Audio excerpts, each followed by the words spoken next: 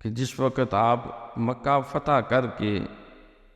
خانہ کعبہ کی طرف اونٹنی پہ بیٹھ کے جا رہے تھے تو اونٹنی پہ دو لوگ بیٹھے ہوئے تھے، ایک حضور علیہ الصلوۃ والسلام تھے، ایک اور بھی تھا۔ وہ امام حسن علیہ السلام نہیں تھے، امام حسین علیہ السلام بھی نہیں تھے، عبداللہ بن عمر بھی نہیں تھے، ابو بکر کے صاحبزادے بھی نہیں تھے، وہ کوئی مقرب صحابہ میں سے بظاہر نہیں تھے۔ اس اونٹنی پہ جو کعبے کو مکہ فتح کر کے کعبے کی طرف جا رہی ہے، سرکار کے پیچھے ایک بچہ بیٹھا تھا جس نے مضبوطی سے آپ کی کمر میں بازو ڈال کے پکڑا ہوا تھا، وہ حضرت زید بن حارث کا بیٹا اسامہ بن زید،